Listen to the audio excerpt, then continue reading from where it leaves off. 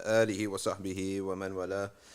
Ladies and gentlemen, brothers and sisters, welcome to the Safina Society Nothing But Facts live stream, where we have a very, very busy day today. First of all, we have the dua to be recited between Dhuhr and Asr, because we are well between Dhuhr and Asr and on a Wednesday, and this is such a special time, and it's a time that many people, they're heedless of, but we're trying to get this going because Jabir ibn Abdullah is the Sahabi who told us that this time was special because of an incident that occurred with the Messenger sallallahu alaihi wasallam. We've talked about this at length, and he used to seek out this time, and he used to say the special thing about this time is that if you are sincere and you catch that time, that hour, then Allah will give you a sign that your prayer has been answered. It doesn't have to occur right now, but the sign that your prayer has been answered. So let's begin with Hizb al-Nasr. لا إله إلا الله الملك الحق المبين لا إله إلا الله الملك الحق المبين لا إله إلا الله الملك الحق المبين لا إله إلا الله الملك الحق المبين بسم الله الرحمن الرحيم إنا فتحنا لك فتحا مبينا ليغفر لك الله ما تقدم من ذنبك وما تأخر ويتم نعمته عليك ويهديك صراطا مستقيما وينصرك الله نصرا عزيزا وكان عند الله وجيها في الدنيا والآخرة ومن المقربين وجهت وجهي للذي فطر السماوات والأرض بسم الله الرحمن الرحيم نصر من الله وفتح قريب وبشر المؤمنين يا أيها الذين آمنوا كونوا أنصار الله كما قال عيسى ابن مريم للحواريين من أنصاري إلى الله قال الحواريون نحن أنصار الله الله لا إله إلا هو الحي القيوم لا تأخذه سنة ولا نوم له ما في السماوات وما في الأرض من ذا الذي يشفع عنده إلا بإذنه يعلم ما بين أيديهم وما خلفهم ولا يحيطون بشيء من علمه إلا بما شاء وسع كرسيه السماوات والأرض ولا يؤوده حفظهما وهو العلي العظيم بسم الله الرحمن الرحيم لو أنزلنا هذا القرآن على جبل لرأيته خاشعا متصدعا من خشية الله وتلك الأمثال نضربها للناس لعلهم يتفكرون هو الله الذي لا إله إلا هو عالم الغيب والشهادة هو الرحمن الرحيم هو الله الذي لا إله إلا هو الملك القدوس السلام المؤمن المهيمن العزيز الجبار المتكبر سبحان الله عما يشركون هو الله الخالق البارئ المصور له الأسماء الحسنى يسبح له ما في السماوات والأرض وهو العزيز الحكيم أعيذ نفسي بالله تعالى من كل ما يسمع بأذنين ويبصر بعينين ويمشي برجلين ويبطش بيدين ويتكلم بشفتين حصنت نفسي بالله الخالق الأكبر من شر ما أخاف وأحذر من الجن والإنس ما يحضرون عز جاره وجل ثناؤه وتقدست أسماؤه ولا إله غيره اللهم إني أجعلك في نهور أعدائي وأعوذ بك من شرورهم وتحيلهم ومكرهم ومكائدهم أطفئ نار من أراد بعداوة من الجن والإنس يا حافظ يا حفيظ يا كافي يا محيط سبحانك يا رب ما أعظم شأنك وأعز سلطانك تحصنت بالله وبأسماء الله وبآيات الله وملائكة الله وأنبياء الله ورسل الله والصالحين من عباد الله حصنت نفسي بلا إله إلا الله محمد رسول الله صلى الله عليه وآله وسلم اللهم احرسني بعينك التي لا تنام واكنفني بكنفك الذي لا يرام وارحمني بقدرتك علي فلا أهلك وأنت ثقتي ورجائي يا غياث المستغيثين يا غياث المستغيثين يا غياث المستغيثين يا درك الهالكين يا درك الهالكين يا درك الهالكين اكفنا شر كل طارق يطرق بليل أو نهار إلا طارقا يطرق بخير إنك على كل شيء قدير بسم الله أرقي نفسي من كل ما يؤذي ومن كل حاسد الله شفائي بسم الله رقيت اللهم رب الناس أذهب الباس اشفي أنت الشافي وعافي أنت المعافي لا شفاء إلا شفاؤك شفاء لا يغادر سقما ولا ألما يا كافي يا وافي يا حميد يا مجيد ارفع عني كل تعب شديد واكفني من الحد والحديد والمرض الشديد والجيش العديد واجعل لي نورا من نورك وعزا من عزك ونصرا من نصرك وبهاء من بهائك وعطاء من عطائك وحراسة من حراستك وتأييدا من تأييدك يا ذا الجلال والإكرام والمواهب العظام أسألك أن تكفيني من شر كل ذي شر إنك أنت الله الخالق الأكبر. وصلى الله على سيدنا محمد وآله وصحبه وسلم تسليما كثيرا طيبا مباركا فيه، والحمد لله رب العالمين ظاهرا وباطنا وعلى كل حال يا رب أرحم الراحمين. بسم الله الرحمن الرحيم. We'll take 2 minutes or so.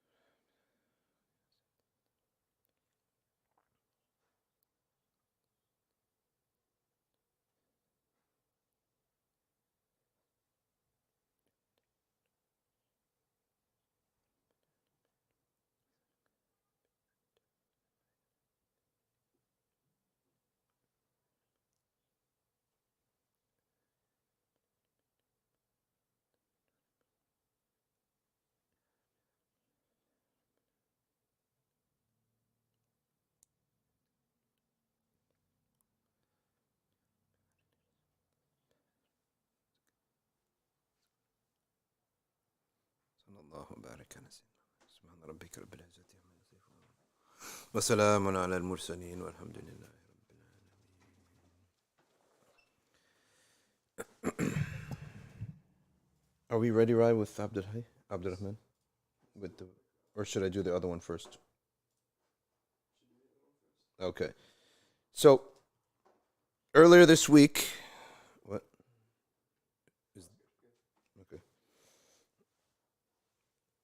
Earlier this week, I spoke about a very interesting and amazing discovery by an intellectual from Syria by the name of Abd al-Kahil. And he's an engineer, he's an intellectual, but he's somebody who had concern for the Quran, and he loves to dive deep into the Quran and look for what's called al-I'jaz al-Raqami for Quran, which is the numerical miracles of the Quran. Or the I'jaz means it disallows, it stops something. I'jaz means to stop somebody, to make someone unable. Well, to make someone unable to do what? The I'jaz of the Quran is to make someone unable to continue the claim that the Prophet, peace be upon him, authored the Quran, or that a human being authored the Quran. One of the ways that some of the scholars have noted, and it's usually like the dessert. At the end of studying the Quran, there's like some dessert. That little couple pages of just something that there's no ruling on it, there's no aqeedah on it. It's just, to me, it's an i'jaz. It's something that it's not fathomable, it's not reasonable to assume that the Prophet ﷺ did this, because it would have taken a lot of counting. And we know that the revelation came down in tense moments during times of war. We know the Prophet had a massive family. We know he was ruling a city that was at war. And we know the revelation came down in such, in parts, so many parts, that in order for somebody to put together all these coincidences of numbers, they would need paper everywhere. Just counting them. Most people can't even count them. They need computer algorithms to help them count them, right? Because you have a book that's 600 pages, you're going to sit there counting. It's not easy to do this, right? So if the counting is difficult, the authoring of it is even more difficult. And on top of that, here's the thing. People say, well, the Prophet never spoke about the numerical miracles in the Quran. That's actually a proof that he is not the author of it. Because if you were the author of all sorts of neat riddles and gems in the book, wouldn't you give a hint, right? You wouldn't want to die and people not knowing that this is there. You would give a hint. There is no mention of any of this in the seerah.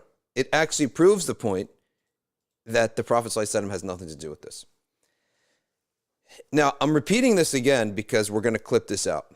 And I want to explain the entire thing. Surah Al-Kahf. It's a story about some youth. And these youth lived in ancient times before the Prophet Muhammad ﷺ by many, many years, hundreds of years. And they were believers. They were believers just by their fitrah that paganism is wrong. Your mind and your heart have to tell you that idols and bricks and stuff that is just stuff could not do anything. So it's just common sense. And of course, we know the sociology of idolatry. It's just a hierarchical system that represents the tribe. And only the people at the bottom who are very ignorant of society, they think that these idols actually do anything. And if they actually get a result from it, our explanation is, بَلْ كَانُوا يَعْبُدُونَ الْجِنَّ. Shayateen al-Jinn are just fooling them and making them think that these idols are effective.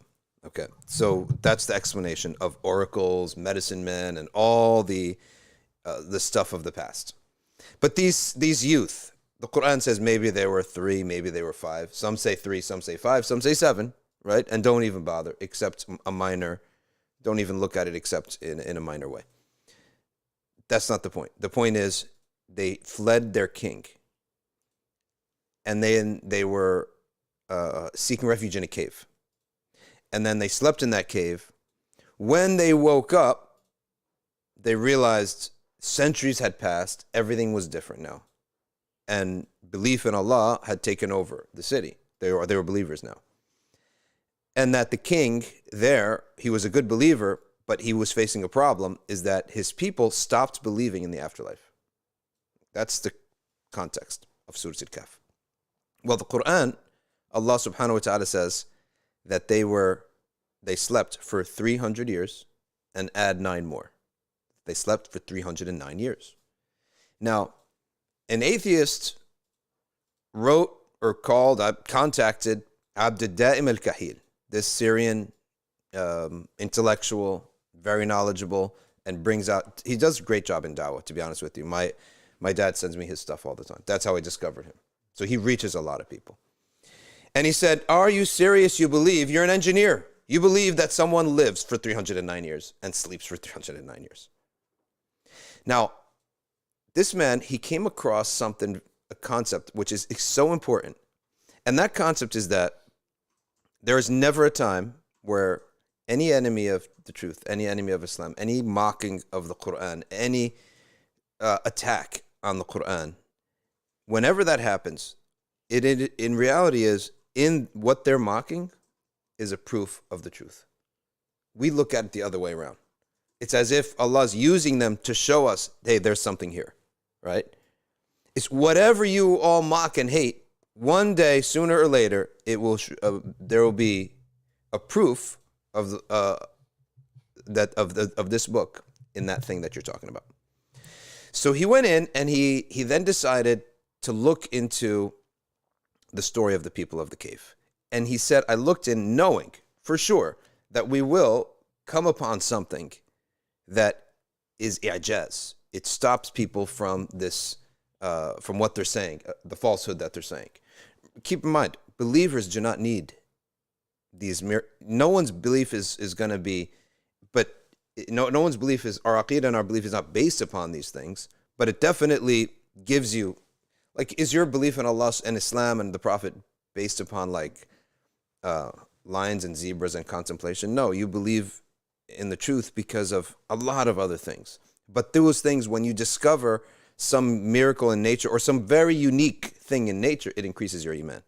And that's what it is for us, this numerical observations, let's call them that, numerical observations in the Quran, if they don't really strengthen you and sort of make you say, subhanAllah, this is the word of Allah, this is not the word, no human being could have authored this, then something's wrong with you.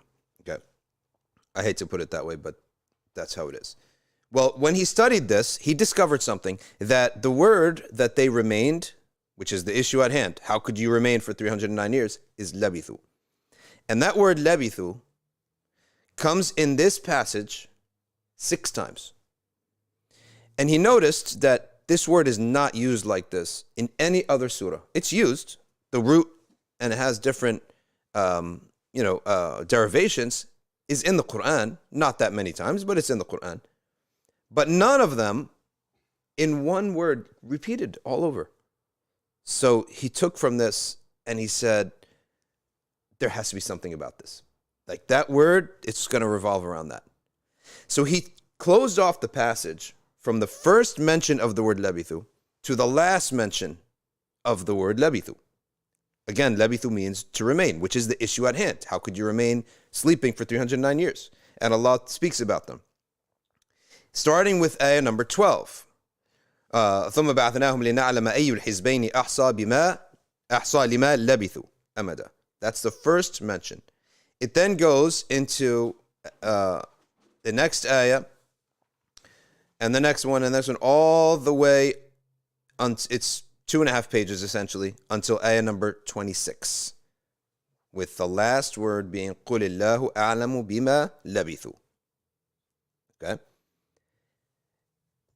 And remember, he's interested in the numeric observations of the Quran, so he counted from one to the other and found the number of words is exactly 309 words. There are 309 words in the passage that describes their staying in the cave. That's what he came out with, and he immediately contacted back this person.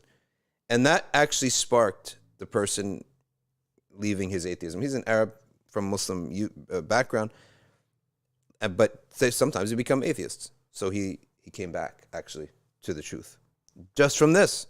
So you can't tell me that has no use. Now, when you count these words, and I'm going to put it up in the video that we're going to clip, and I've already put it on my Facebook. When you count them, the waw is a harf, but it is a word. Whereas all the other huruf, particles like fa, ba, li, they're all connected to the word. So they're treated as part of the word. But the waw is not treated as part of the word. It's separate. Okay? So when you count them, that's how it is. Another thing people need to know is that lawla is one word in the Arabic language. The word lawla is a one word, even though it consists of 2 different words, but it's a compound word, right? Every language has compound words, right? So like doormat is one word, right? So lawla, if you look in the Arabic, study Arabic grammar, it is treated as a one word. So it's very clear, and the way that I put it, and you're not going to see it here, obviously, but I put the number on top of every word. Definitely can't see it, but you'll be able to see it when I clip this out and overlay the images. Okay. Now, there's another thing that is totally amazing here. I love this part. It's a little extra. So, when you get to the end of this, if you notice, Allah subhanahu wa ta'ala says, إِلَّا أَن يَشَاءَ اللَّهُ وَاذْكُرْ رَبَّكَ إِذَا نَسِيتَ. Remember your Lord if you forget. وَقُلْ عَسَىٰ أَن يَهْدِيَنِي رَبِّي لِأَقْرَبَ مِنْ هَذَا رَشَدًا. Okay? And for sure my Lord will guide me to the best of guidance. Then it says, وَلَبِثُوا فِي كَهْفِهِمْ. They stayed in their cave. 300 سِنِينَ. So it says they stayed in their cave for 300 years. 300 سِنِينَ is the 299th and the 300 word. And then the ayah says, وَازْدَادُوا تِسْعَةً, and then add 9 more, right? And they had 9 more. قُلِ اللَّهُ أَعْلَمُ بِمَا لَبِثُوا. That's 9 words. So literally, the word 300 is the 300th word in the count. And then it says, and add 9 more. Allah knows how long they stayed. That's the extra 9 words. So even in the construction of the words together to put this passage together, the 300 matches with the 300, and the 309 matches 1 word for every year that they lived. So Point being here is that whenever any of these people, such as some of these extremist Protestant evangelicals who just have nothing to do except attack Islam, they love to attack Islam. And I used to say, I'm not even answering this stuff, it's nonsense. No, I changed my position. I actually now believe whatsoever they say, if you think hard enough, you're going to find something special there. If you think hard enough, you'll find something very special. David, I think his name is David Wood. What's his name? David Woods or David Wood. He's always attacking Islam. Of course, the atheists and especially the Arab atheists, familiar with the Quran and familiar with the Hadith. This is how Allah subhanahu wa ta'ala says that يُرِيدُونَ أَن لِيُطْفِئُوا نُورَ اللَّهِ. They seek to put out the light of Allah. But it's never going to happen, right? It's never going to happen. And what you do is, all you are doing is increasing us in Iman. You're increasing us. And you're actually increasing us with things to show people that this is not the word of a human being. That's the whole point. Okay. I want to also say something else. I also shared on social media the observation of a kid, just a youth who went to Qatar. And he said, the Muslim culture looks like they figured something out in not having alcohol in their gatherings, right? And that they're very generous. So, yeah, he's just talking. He's not making a philosophical statement. But what I'm noted immediately is that no, you cannot, I challenge you, get any civilization, any group of people, okay, to collectively not use alcohol without a sacred source, a sacred commandment. It's impossible, right? It is impossible. And even the other people who share the sacred with us, they don't do this. Like Jews and Christians, they have a concept of sacred. They drink, right? I remember in college, I had to go right there on College Ave, I had to go and write a paper on the Sabbath. So I went to one of their events. And it's basically at Asr time, they have a huge dinner called the Seder. And then by Maghrib, I think it has to be over. It turns out I think I was with conservative or reform Christian or Jews, and the lights were still on. I was like, are you allowed to have that, right? But I sat there, I ate the meal, and they warned me though, there's alcohol in this, right? And truth be told is that some of they turn a blind eye to the under 18, right? And they just let them have a sip, right? And so, but they drink. And of course, Christians drink. You can't get hundreds of thousands of people to avoid alcohol without a very deep-seated faith that is strong. And that's really the testimony here, right? Go and try to do it any other way. It's not going to work. So he's like, oh, they figured it out. I know he's just using an expression, but the truth of the matter is no human beings would do this. And no human beings would give up their wealth and give charity generously. And I'm not going to make a comparison because some people may say, oh, a lot of cultures are generous. But we have to admit that you go to Islamic countries and they're absurdly generous. Did you know that one time I got in some trouble in Saudi Arabia? Just innocent trouble, really, because I didn't know certain rules that you could not travel without your passport. Like, you have to move inside the country. I didn't know this, right? So I just got on a bus. I didn't make Umrah, got on a bus and went to Medina, right? I didn't know the rules. And then they said, I was like, I don't know, 19 or 20. Where's your passport? I was like, it's in the hotel. And he's like, what hotel? I was like, I pulled out the room key. I was like, I don't know, the hotel that's right next to the library that's got a brown building. I don't know, it's a hotel. I got the key. Everything's walking and taxiing, so I didn't take an address, right? They're like, oh, they're your problem. So they booked me. I'm telling you, this was like getting booked by your uncles. I got booked. I'm in the thing, and the guy, and it's like a Monday night. Nobody's doing it. Nothing's going on in the Medina Police Department. He calls me in. There's food. All the cops. They're police officers, right? And I'm supposedly someone under suspicion. I'm eating. They're feeding me, right? And we're sitting around literally in an office, drinking tea, talking about America, all that stuff. And then they're like, well, all right, let's get down to business, make sure you're not a spy, right? And then I had to describe the hotel. Then hey, what's the brown hotel look like that's across the street from this gate? And then they finally faxed over my passport and they let me go, right? They didn't even let me go like without anything. Like, do you have money to get back? And I'm like, subhanAllah. And that's what Sheikh Hashim said. All of his entire life, journey into Islam was the generosity of the people. You cannot inculcate this without a faith. That the faith is very simple. There is a creator. He will provide for everybody. Never have fear of giving food away. That's how simple it is. But you have to have this. The challenge is not in getting this in one person. It's in millions of people. Generation after generation after generation until it seeps into a culture. That's the key. And that's why I personally would put a measure that a community that understands Islam, that has imbibed taken Islam to heart. What's the word? Imbibed, imbued, the embodied. That's really truly embodied this deen, is that community that's going to be friendly to you before you're friendly to them.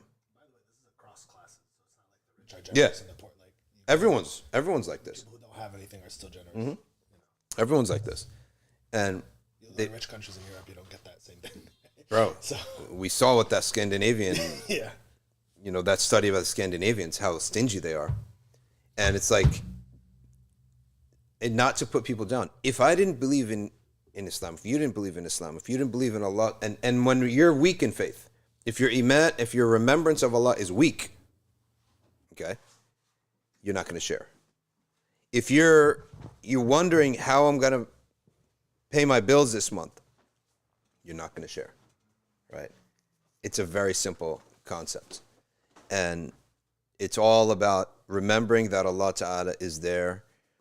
He's the generous. He will provide. It's guaranteed. And the Prophet ﷺ said, look at how much he's provided for the animals before you. The fish have all eaten. The whales are eating. Everyone's eating. There's no worry about provisions. And this obsessive fear from secular people that the world's overpopulated. It's not overpopulated. Distribute the wealth properly. Your guys, your capitalism is a belief. The belief aspect of capitalism is the problem. And by the way, the Marxists also have that false belief aspect, that there's a limited quantity of everything, right? That's their idea. They've been saying there have been limited quantities of everything for every generation. Every generation, there's like, if you go back, let's say coal. We're running out of coal. There's plenty of coal in the earth. We're running out of trees. By the way, I don't buy this anymore, right? What's better, using some trees or all our kids' eyes are bleeding from 8 hours on the screen? Get them books, right? Get them books. The kids cannot, their eyes are red. And all the testosterone of the boys is going down because of the blue light. I look around. There's plenty of trees, right? There's also an arrogance to that. Yeah. That you think that this planet has been around for, I don't know, hundreds of millions of years. That you can destroy it, right? You all of a sudden came and you can destroy it, right? You cannot destroy it. But it's been through much worse. Like, we forget that how much yeah. disaster took place on Earth prior to humans, and how much, whether it's asteroids or Yeah. natural disasters, things that would wipe out entire cities now. Yeah. And we think that because, It's complete arrogance. And on top of that, just think logically, if we were actually destroying the earth, stuff would happen that would eliminate us, right? Yeah. If you're actually destroying the earth, you're destroying yourself. So the earth will cleanse out us before anything else. So that's the idea here, is that it's generosity. And that's one of the nicest things I like to hear about the World Cup commentary. Is I like to hear these comments that women went there. One woman went there and she said that she felt safer and had a more relaxed time there than in any other European country that she went and attended a game. She's like, my father would not let me go to Qatar, she says, according to how she says it, without him. Because she's all into like women for soccer, stuff like that, right? So she goes. And then they're like, I don't even need you, Dad. Like she's like, it wasn't even needed because nobody was bothering her. People weren't harassing her. So That's good. I can't say that would be the case for all Muslim countries, to be honest with you. Egypt, Syria, these places, they have some craziness there. But it's nice to hear that stuff. That's it. And when someone says, oh, but they built it with slave labor, are we going to just, what is this, a tit for tat thing? I don't know how they built it, right? All I got the person's testimony in front of me. That's what's valuable, right? And you think everyone else is some kind of innocent, you know, when the Olympics was in China, are they innocent, right? Of course, anyone who runs a government is going to be grimy. That's just the fact.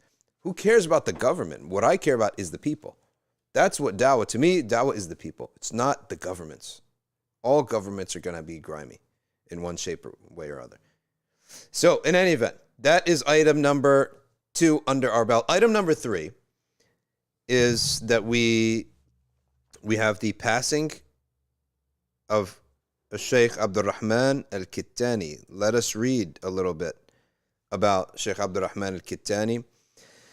Rahimahullah, he's passed away, and he's pictured here a long time ago with his sons in one of those. That's Abd al-Hayy. Throughout his extensive travels, the father, Abd al-Hayy al-Kattani, the Kattani, it's a family of Ahl al-Bayt in Morocco. It's a big family that they are from Ahl al-Bayt, and they tend to have a lot of scholarship in their family. It's a blessed family. So Sheikh Abd Al-Rahman al-Kattani there on the left, he would request the preeminent scholars of his time to grant him and his children authorization in hadith. Consequently, Sheikh Abd Al-Rahman received general authorization for a number of leading scholars such as Ahmad Rida Khan al-Barelwi, Hassun al-Nawawi, Abu al-Khair Abidin, Yusuf al-Nabahani, Badr al-Din al-Hasani, and Muhammad Bakhit Muti'. He had one of the highest chains in hadith. If a chain is short, it's called high. If it's long, it's called low. Imagine it, you're writing on paper the entire chain starting from the Prophet ﷺ down. And then the short chain you'd stop, the long chain you'd keep going. So the short chain is high on the paper, and the long chain is low on the paper. That's what they call Ali and Nazil. So he was a sole destination for transmitting Jami' al-Tirmidhi. Okay. There's a lot of, he was a living legend, celebrated for his high chains in hadith, more widely recognized as the last surviving son of arguably the most prolific transmitter of hadith in the 20th century, Abd al-Hayy al-Kattani. That's the father who's there. Abd al-Rahman al-Kattani is his last surviving son. This is the picture of them in their home in Fes, Morocco, alongside some students of knowledge. Despite his deteriorating health, he was gracious enough to let us, this is the website. They're talking about how they talked to Abd al-Rahman al-Kattani before. Okay. He was born in 1919. SubhanAllah. 1919 he was born. His father was his biggest sheikh. He read and heard Bukhari to him 6 times. Muslim, Muwatta, Alfiyat al-Iraqi. Alfiyat al-Iraqi is such a beautiful work in hadith, especially if you get a good sharh on it. Okay. And he also heard from his uncle Muhammad ibn Ja'far al-Kattani. Sheikh Abd al-Rahman al-Kattani studied Maliki law, theology, and other subjects at al-Qarawiyyin. Throughout his extensive travels, his father, Abd al-Hayy, made it a point to request all the preeminent scholars to give him high ijazat, meaning short chains. He narrates Bukhari through 18 links, okay, which is currently the shortest relied upon transmission of the Sahih through unbroken audition. Okay, one of the chains is Abd al-Rahman al-Kattani from his father, Abd al-Hayy. I'm not going to read the whole chain for you here. And he has it written here. He got images of the handwritten authorizations. This is so important because that's how we know our religion is sound. The transmission of it is sound. That's why it was so laughable when that Christian preacher used a painting made 1400 years after Jesus to bring any piece of information about Jesus, because like, have you ever heard of a primary source before, right? A painting that means absolutely nothing. So it's like someone wrote a poem about the prophet for now, and someone taking it seriously, like a poem describing the prophet or a painting of the prophet. It means nothing to us. There's nothing there. There's no chain, right? Unless you're using some evidence. During one of his pilgrimage travels, Sheikh Yunus Janpuri got wind of Sheikh Abd Al-Rahman's presence during the Hajj. With the help of his students, Sheikh Yunus undertook the arduous journey to obtain authorization of hadith from him. He would later boast that he met a student of Muhammad ibn Ja'far al-Kattani, the author of al-Risala al-Mustatrafa. Given how active and engaging a host he was, he actually sang poetry with us. He seemed much healthier than would seem his age. His state was reminiscent of Sufyan ibn Uyayna, who lived in the time of Imam Malik. His observation that anyone who pursues hadith will have a glow on his face as evidence of the Prophet's supplication, "May Allah brighten the face of the one who hears my words and preserves them until he transmits them to others exactly as they heard them." Subhanallah al-Azim. That is amazing. That is amazing. We need some maqra'ah here. We need a maqra'ah. Maqra'ah it's not an explanation. It is literally just the sheikh reading you the hadith and exactly how it is, with only just if a different word, and he explains it. Right? We need that here. That's part of our religion, is this maqra. And these gatherings are extremely blessed because you keep saying sallallahu alaihi wasallam and you're reading the hadith of the Prophet sallallahu alaihi wasallam exactly how it was heard. He had poor health and other factors, so getting an opportunity to read hadith from him became very difficult. Sheikh Yunus once aptly observed, scholars maintain that hadith audition, sama', was a form of rizq. It's a source to gain wealth. In other words, a source in which Allah subhanahu wa ta'ala supplies you with rizq. And so that's the end of... He would listen to hadith and point out subtle errors even after the age of 100. SubhanAllah Azim. SubhanAllah. And when you see these hadith masters, it's amazing. Hafiz Ghulam Yasin, right here in Jersey City. Oh, if you read to him a hadith from Sahih Muslim, he said, yes, but from so-and-so's transmission, it doesn't have this word. From so-and-so's narration, it adds this word. Is an encyclopedia. Yes, this winter, we should ask him for Muwatta, which is one of the shorter books. That's why not because we're Malikiya, but because it's one of the shorter books. It has about 1,890 entries. The Muwatta. Bukhari is close to 7,000 entries. So I'm down with that. This winter, we could do that as a Sunday activity. We'll probably be at Hajj, but you guys can run it and do it, inshallah. All right, next order of business. Affairs of the Ummah. What are the affairs of the Ummah besides the fact that our Ummah is now... I have never heard the Arabs make such dua as I have heard in the World Cup. I got to be honest, right? Have you? When was the last time you heard tadarru' bid-du'a? Like tadarru'. This is tadarru'. You cannot describe it as anything less than great. Listen to this.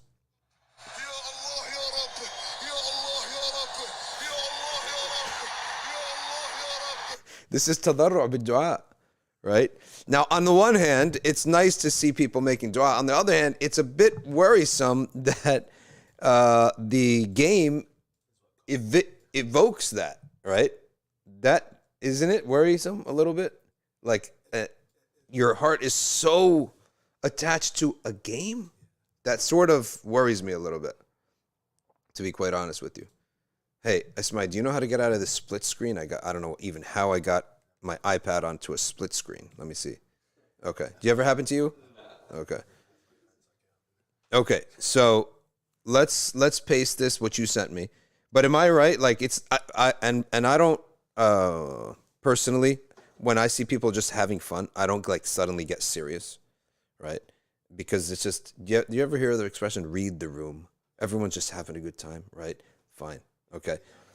Yeah, don't bring in something so serious when the whole platform is just relaxation and entertainment, right? Some people love to be that person. I know, They love to be the person that just ruins it. Yeah, totally. And bringing something, a comparison, so serious.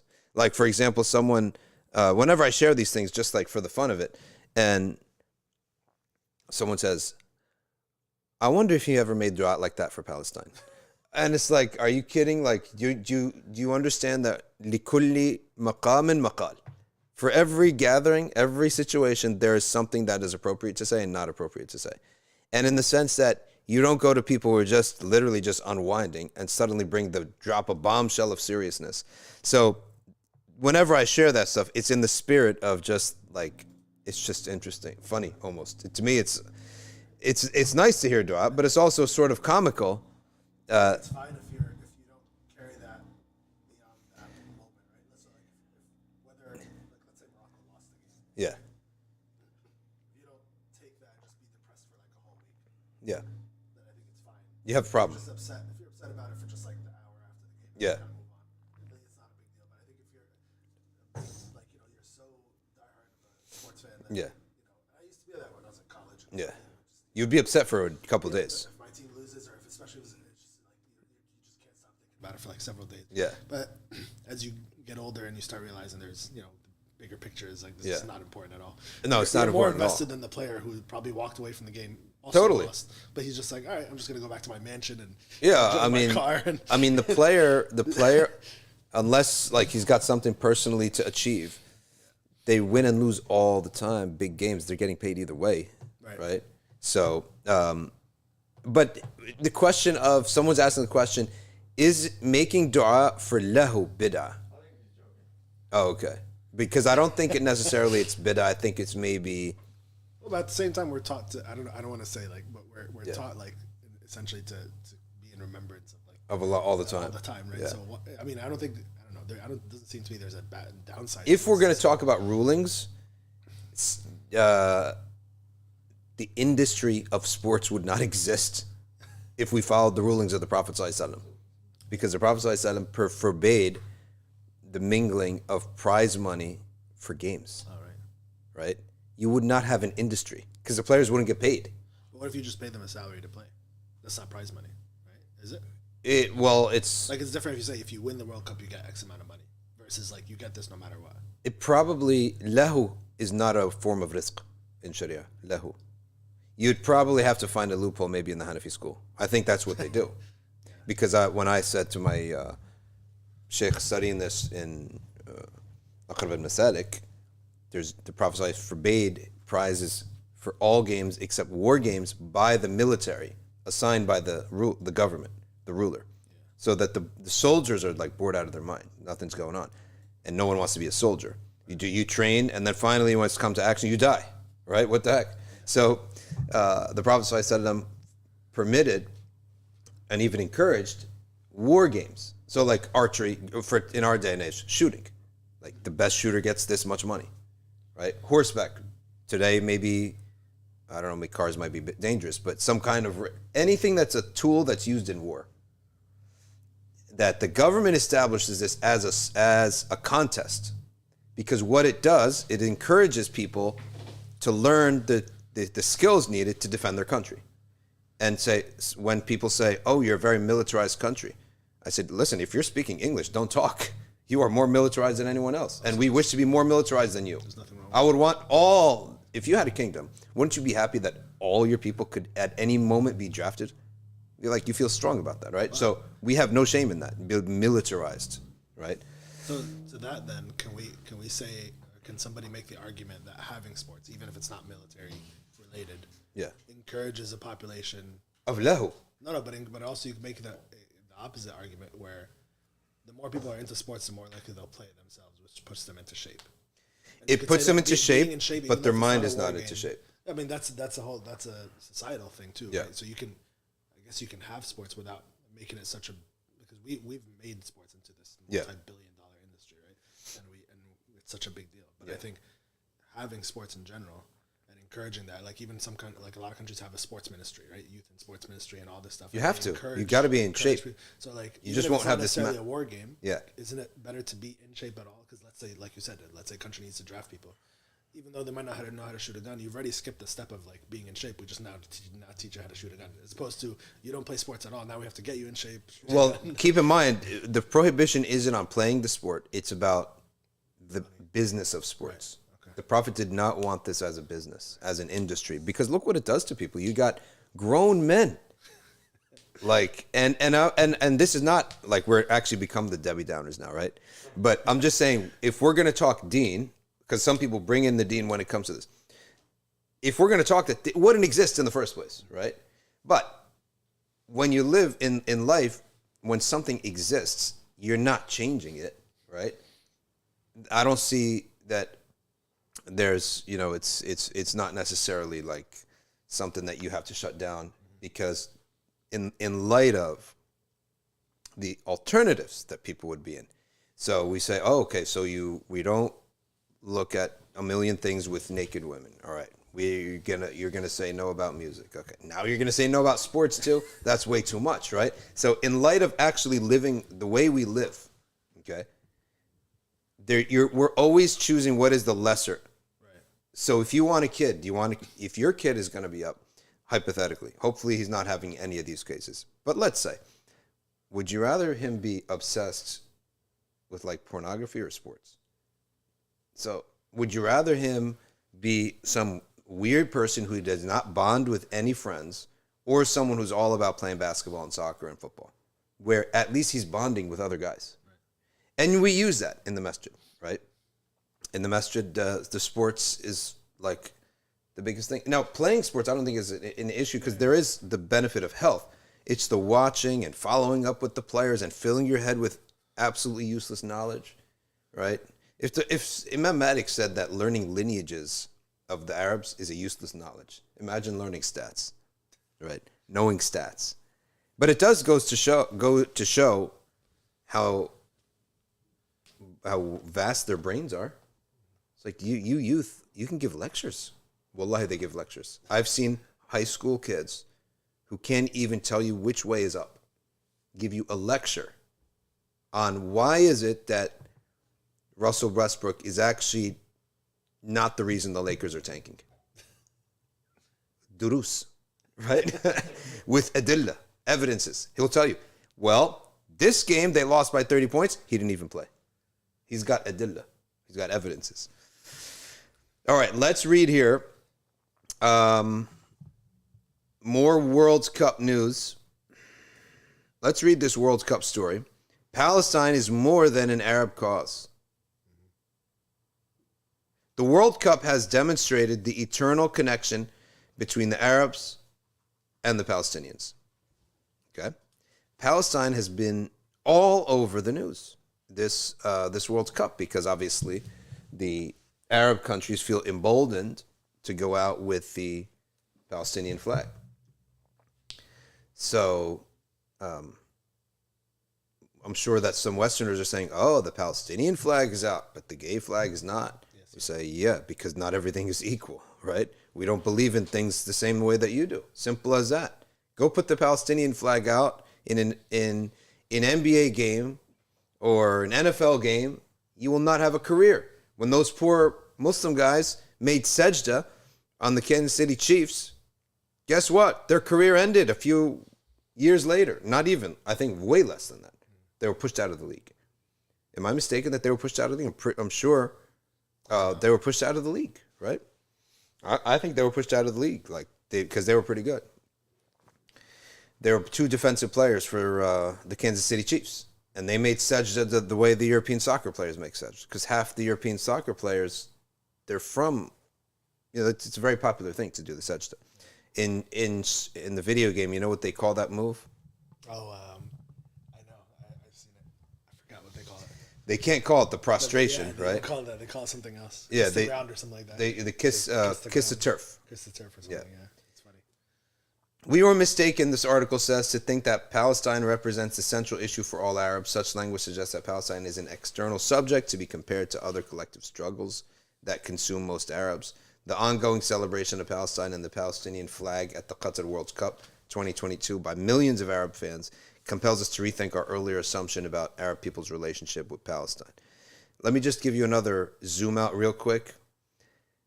I think that soccer was invented by England, right? And the World Cup was founded by England, right? And England only won one World Cup. But the truth of the matter is that England, at least when they were the empire, they won every World Cup because they got all of you fools devoting all your attention to this contest while they're colonizing your countries, right?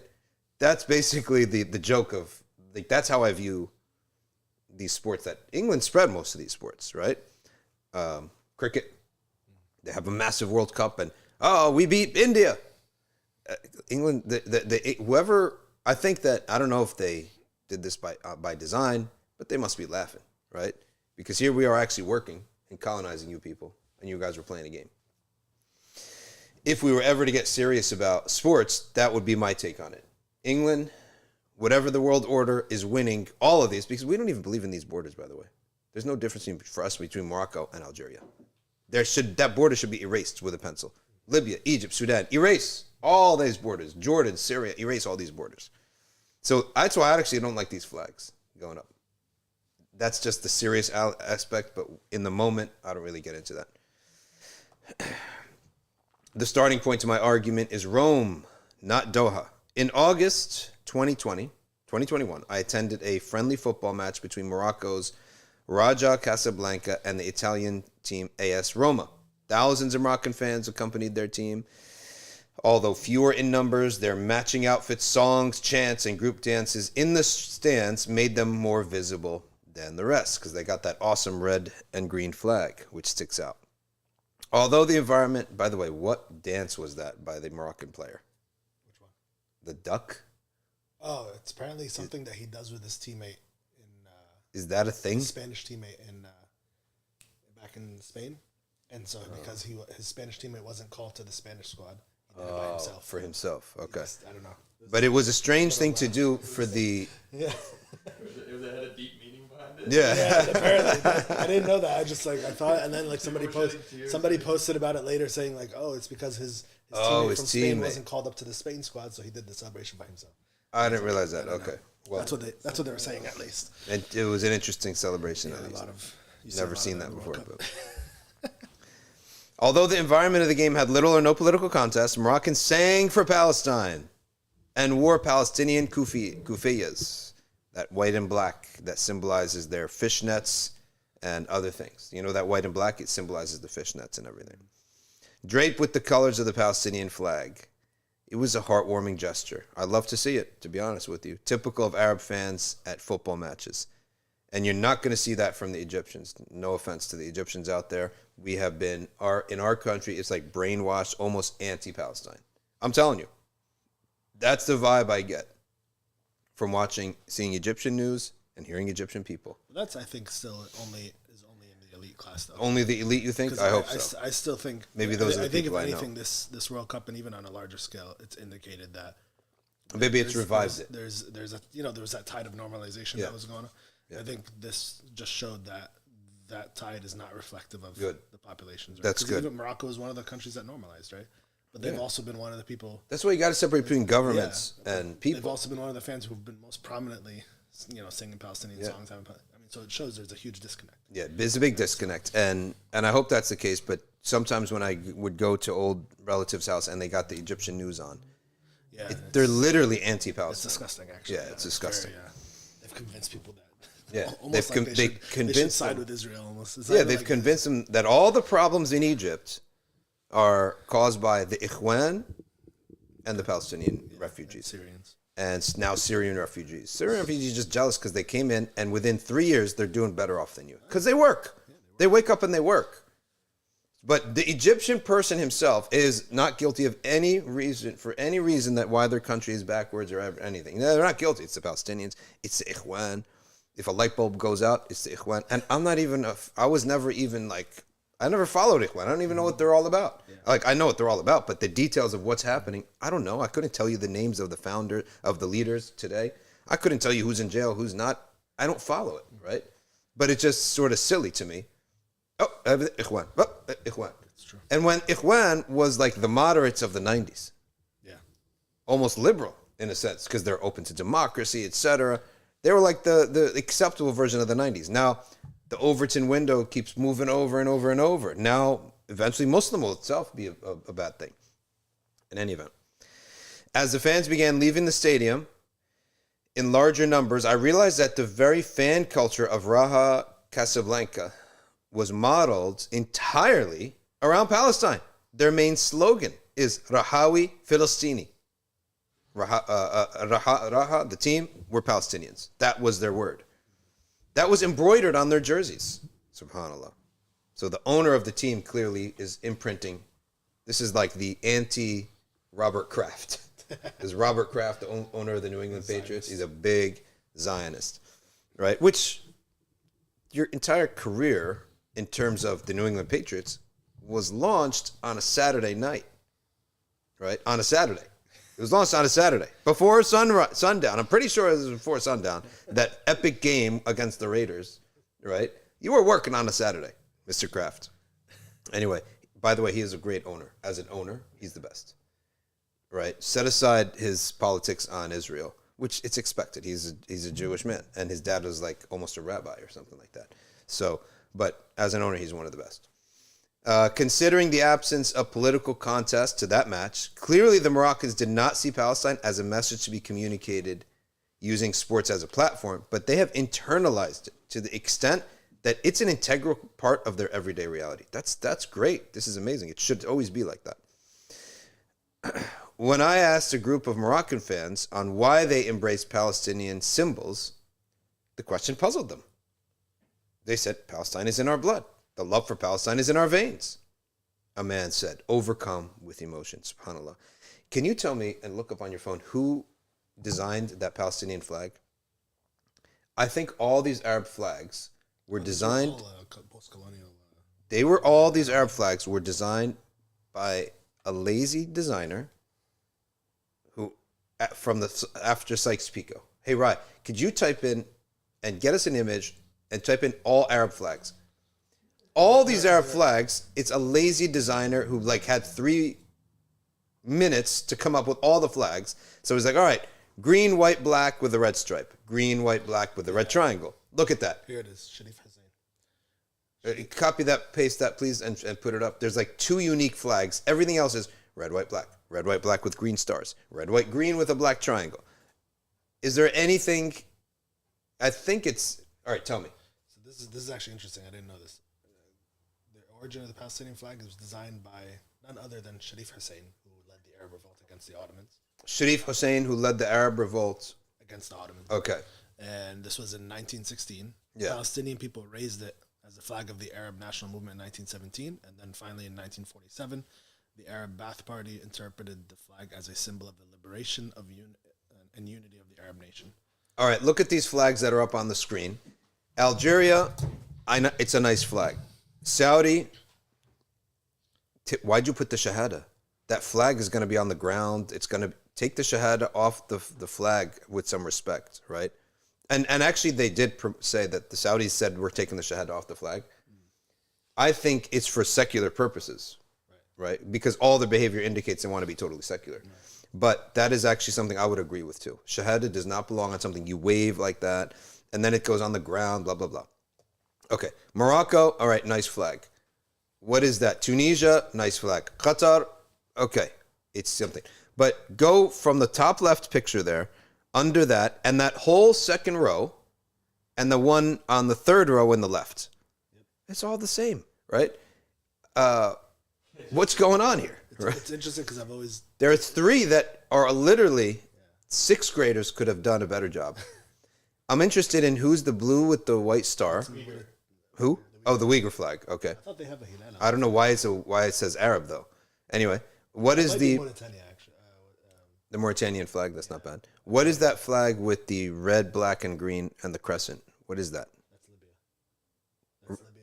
The one next to Lebanon. Yeah, that's Libya. Right. Yeah, that's Libya. Okay, that's nice. Gaddafi had the solid green flag. Nothing. Yeah. Like, this was pre-Gaddafi, and they brought it back after Gaddafi was over. I have to say, I think aside that. That's the one. Sorry, yeah. Which one? The blue one. The The blue with the smallest is Somalia. Okay, yes. And the Uyghur is the crescent. Yeah, they have a crescent on there. I like that one, but it's too soft for Somalia. Like, that's like an artist's look. Somalians aren't like that. They should have like an axe or something, right? The Somalians are tough. It needs to be brown and black or something like that. Like, the Somalians don't come off to me as light blue. Carolina blue? Baby blue? This is like the opposite of your personality completely, right? So you see what I'm talking about? How that's why I'm not a fan of these flags. I just don't. I see them. They represent to me. Okay, they represent to me the Sykes-Picot Agreement, Right. of the splitting up. You know, Yeah, the splitting up of the Arab countries into these borders that we don't even believe in. They represent nationalist movements rather than like this is why also like I still like any flag that has a crescent and star on it, like Tunisia, Turkey, Pakistan, Algeria. They all have crescent and stars because I think it still has that the primary symbol of Islam. Yeah. What's considered in a worldly sense, symbol of Islam.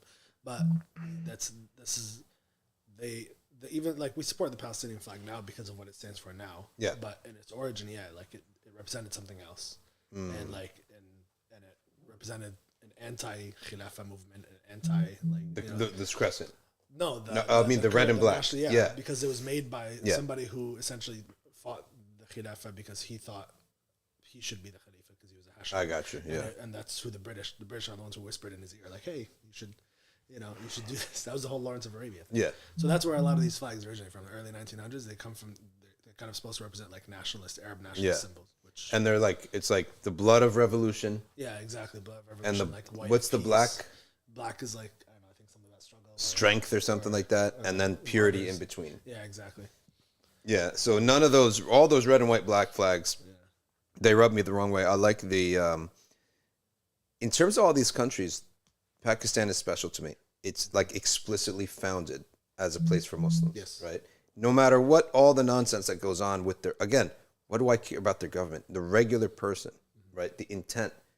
The Islam there is a very deep part of their identity. Whereas you do find in Egypt an escape from this. And they'll say, well, we're Egyptians. And they'll go back to the papyrus and the pharaohs. The pharaohs would have enslaved you. You're weak, right? You have nothing to do with the pharaohs. Right. Your name is like Hassan, right? Your name is Amr, okay? You have nothing to do with the glory of the pharaohs. And that was a pagan glory. Why would you go there? But they do go there. And you could see that the Egyptian tourist companies and all that, they spend so much on promoting and polishing off the pharaonic element. So that's not a good thing to me.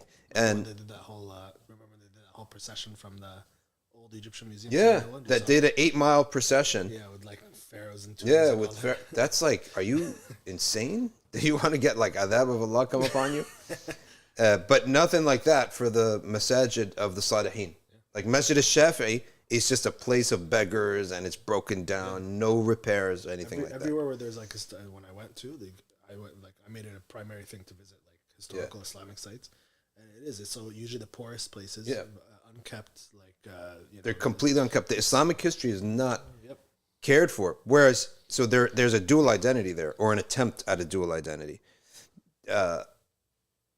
Pakistan does not have that. It's like one identity, and it's made. We are not Hindus, and if I was at the time, I'm very surprised that there was anyone who was against the partition. Right, you have to have your own country. The Arab opinion on Israel. Multiple studies have been conducted to gauge Arab public opinion in recent years about the importance of Palestine. Most notably, the Arab Opinion Index survey conducted by the Arab Center for Research Policy, blah, blah, blah. The poll found that 85% Arabs oppose normalization with Israel. Indeed, the Arab people remain clear on their allegiance to Palestine. No Arab country deviated from this rule. Jordan Peterson. What did he have? He had an episode with Netanyahu recently? Did he? He had an episode with somebody. People are telling me, you got to watch it. And he's like discussing the existence of Israel. The fact that you discuss the existence of Israel, that is a terrible sign. From 1948, and we're now heading into 2028, 80 years soon. And it's going to be in our lifetime. It's going to be 100 years of Israel. and we're still talking about it, you've lost.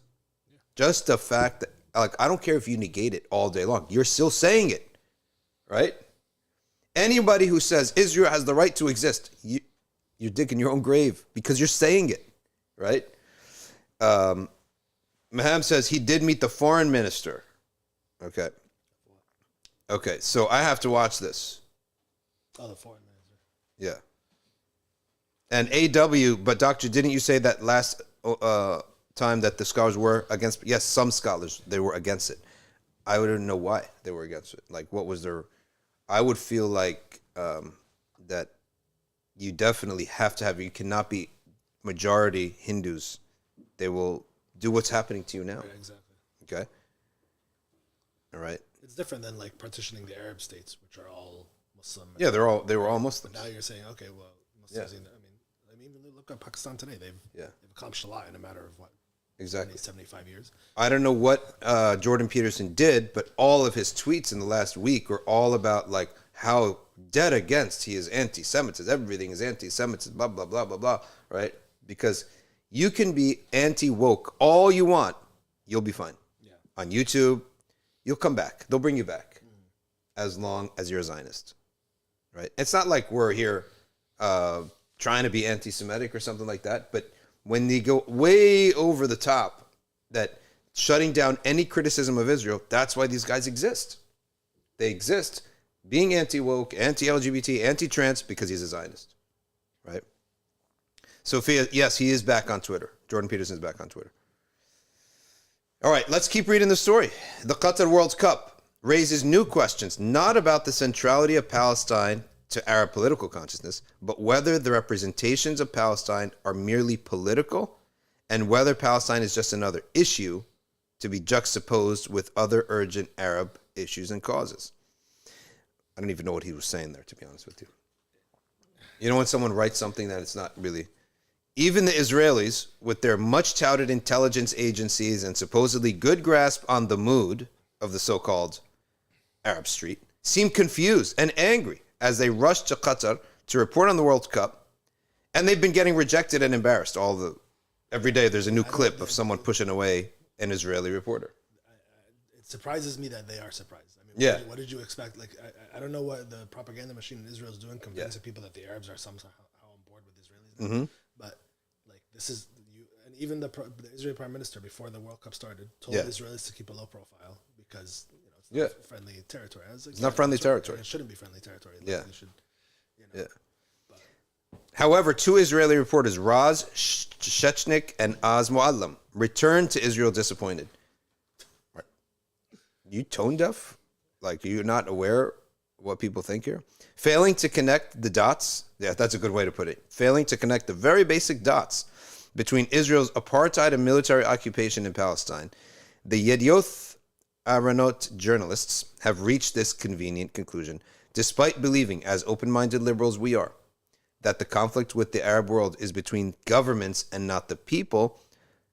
Wait a second. Your people support your government. Yeah, exactly. What the heck? Qatar has taught us that hate exists first and foremost. Yeah. You do hate the oppression and everyone who identifies with the oppression. Exactly. You cannot separate between somebody and their sin or their deed if they identify with their sin. Like, I can't love the sinner and hate the sin if the sinner loves his sins and he identifies with it. If a guy comes in here and he with his head down and I say, what's going on? He said, I keep falling into drinking alcohol. I love him, right? He's ta'ib. But I don't like the fact that he's an alcohol. And another guy comes with his head up and a big Budweiser. I'm for Muslim alcoholics. Support Muslim alcoholics. I hate that concept. Therefore, I have to hate you because that's your belief. Like, you want this. You're all about this. So anyway, again, all these little games they play. They hate us, blah, blah, blah. It's all about hate. If the two reporters reflected on their own reporting with a truly not self-proclaimed open mind, they would have found some clues. I like this. Whenever we report, we are being followed at all times by Palestinian, Iranian, Qatari, Moroccans, Jordanians, Syrians, Egyptians, Lebanese, all giving us looks full of hate. Do you expect it to be loved? What's wrong with you? Considering the deep political divisions that presently exist among Arab nations, one wonders why ordinary people from vastly diverse Arab and Middle East nations are united in hating Israel and loving Palestine. The answer does not lie in the word anti-Semitism, but in representations. Israel represents something to Arabs. It represents a history of Western imperialism, colonialism, military occupation, racism, violence, political meddling, military interventions, wars, more wars, daily images of handsome Palestinian boys and girls killed by Israeli soldiers, violent Israeli Jewish settlers forcibly expelling Palestinians out of their homes and farms, political arrogance, and much more. Palestinians, on the other hand, represent something else entirely. They embodied the unhealed wound of all Arabs, we should say, and Muslims. Courage and sacrifice, because I guarantee you the Indonesians, they love Palestine. Oh, yeah. It's there too. And they're probably the furthest country from. Like, what is the furthest Muslim country? It's probably Indonesia. They represent courage. They represent the refusal to surrender. They represent resistance and hope. Most Israelis are unable to grasp the organic relationship between Arabs and Palestine simply because they refuse to accept their country summons such negative feelings. Contending with this reality would mean deep and uncomfortable reflections. The likes of Shechnik and Malam would rather explain such a complex thing through a convenient reference that they just hate us. That's just like George Bush. They just hate us, right? You're either with us or you're against us. Yeah. And they hate us for our freedoms. Yeah. Okay, so we like to go around being unfree. The Arab embrace of Palestine. You know why I don't worry about Israel and Palestine? It's just a matter of time. It's one generation, 2 generations, 3 generations. Eventually, it's just by law of history, law of the world, you will produce a generation of incompetence. And you will cause your own demise. And you just have to wait when that happens and the ascendancy of a competent generation. And we believe we will not be given victory without taqwa. And the identity of those liberators will have to be ibad of Allah, not Palestinians, Arabs, okay, servants of Allah, okay. When that happens, it's bound to happen. Like, it's bound to happen. You can't stifle Islam so much, and you cannot, as Israel, just constantly produce a solid generation with no immigration. So why is it that America has produced a lot, right? Because we have immigration. So the waves of American innovation has not been carried by one group of people. Like the WASPs were the achievers for a while, white Anglo-Saxon Protestants. Okay? They've been taken over. Like, they're now a symbol almost of like lazy wealth, right? And also, like, their worst case scenario are like the dregs of the Republican Party, the so quote unquote deplorables. That Hillary Clinton called them deplorables. They're fuqara, masakin, right? And the image of them is like the big, overweight white tourist. By the way, I'm just saying this. I'm not all about throwing out white. I like what Alex said on Twitter today. He said, anytime someone says white people, replace it with Jews. And if you would cringe at it, right, you know it's propaganda. Okay? So I'm not all about that. I'm with Maliki Click on this. It's a type of a racism that Muslims have accepted because the white forefathers attacked you. So you think that you can now just sweep them away and just have these blanket terms against them? Like, there aren't Muslims amongst them that have feelings? We don't generalize. But I'm just telling you that that's the view. I don't even know what I was saying. What was I saying before this? I go so deep into a tangent, I don't remember where I came from. The right? Israeli decline over time. Okay, so eventually, the white Anglo-Saxon Protestant, who was Carnegie, J.D. Rockefeller, Henry Ford, these legends of innovation that built the modern world. They literally built the modern world. Okay, Thomas said, all these guys. Now, that next generation is going to be different people. And now we're going deep into the immigrants. When you go to Silicon Valley, when you go to any medical innovation, it's Chinese, it's Indian, right? So immigration is very important. Well, Israel doesn't have that. You just got one pot. No new group is coming in. Because when new groups come in, and by the way, after World War II, Jews. It's all Jews. From World War II onwards, every industry they've achieved the best. They've revolutionized. They've done them like in design. Like all these logos, CBS, all these, one Jew. I Love New York, a Jew. In design, in tech fields, in media, in everything. They were hungry, like just beaten down in Europe, and they're hungry, right? So now that's gone though. Now it's Indians and Chinese, right? So you need immigration to constantly refresh your blood. But Israel, it's like a pot that you don't take the cap off at all. It's eventually the mold, right? It's gonna mold. You have too much wealth. You are gonna rot. Your youth will be rotten. And your extremists will get more extreme. Like the extreme right over there is so extreme, okay? And their extreme left is now so pampered. You just have to sit back and watch. Okay? It's just an inevitability of reality. It's gonna happen. Okay. All right, next he says the Arab embrace of Palestine is not only about Israel, but it's about the Arabs themselves. Though the Palestinian flag was itself inspired by the Pan-Arab flag. See, there it is, of 1916. I'm against it completely. I hate the Pan-Arab flag. I hate the Pan-Arab movement.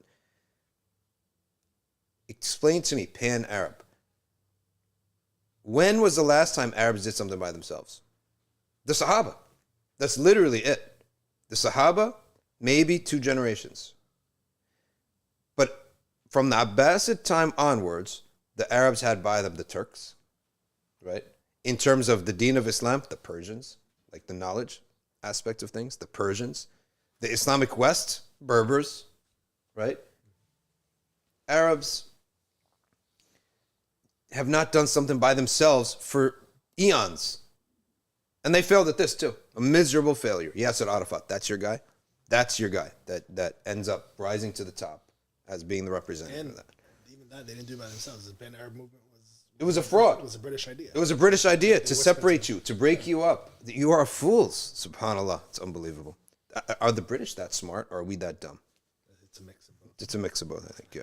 The fact that Arab football fans in Qatar have spontaneously chosen, without any official instruction or government intervention, to use the Palestinian flag as their symbol of unity speaks volumes about the Palestinians' position in collective Arab consciousness.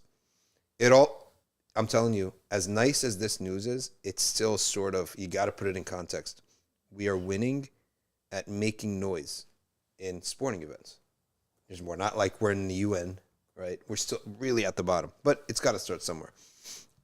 It also tells us that the love for Palestine is not a direct outcome of hating Israel, nor is it that the Arabs view Palestine as a symbol of defeat or humiliation. When Moroccan player Jawad Al-Yamiq celebrated his country's national team victory over Canada, thus guaranteeing the advancement of Morocco to the knockout stage, he raised a Palestinian flag. In the background, Moroccan flags chanting for Palestine and Morocco. For them, Palestine is not an external cause, and their cheers are not simply an act of solidarity. For them, Palestine and Morocco are synonymous, describing the same collective experience of defeat, struggle, and ultimately victory. All right, so this is by Dr. Ramzi Baroud. Okay. He is the editor of the Palestine Chronicle, and he's the author of 6 books. Our Vision for Liberation, Engage Palestinian Leaders, Intellectuals Speak Out. Let's see what he says here. He says, he's a non-resident senior research fellow at the Center for Islam and Global Affairs, and his website is ramzibaroud.net. Let's check it out since he has supplied us with this article. Let's check out what it's all about. And I'm telling you, all of this, to me, no matter how much you yell and scream, it's meaningless without the identity of ibadullah. The Quran tells us this many times in Surah Al-Isra. This land will only be established by people who are avid worshippers of Allah subhanahu wa ta'ala. Anything else is just a waste of time. It's nice. It's just, but to me, you cannot. I'm not saying that he's not like this. I don't know anything about him. Right? I don't know anything about him, but I'm just saying that that is necessary. He's got a big blog here. The Unbreakable Bond. Okay. Between the Arabs and Palestine. That's a nice thing here. He's got another Unbreakable Bond. This was the FBI about America and Israel. Also describes that as an unbreakable bond. He tweets a lot. He says, Western media wants us to believe that the strong political stances taken by Arab countries, neutrality in the case of war, growing closeness to China and Russia, lowering oil output, are done solely to send a message to the West. So, have you heard of him, by the way? No. I mean, it looks like it's interesting to look into. Ramzi al-Baroud. I'm on his Twitter now. I'll share you his. I'm saying the article that you read was from what site? 5 Pillars. Oh, okay. They put it up. Interesting.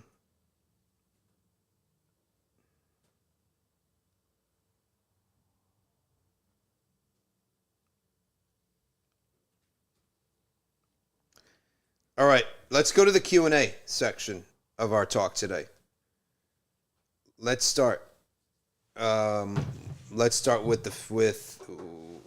YouTube.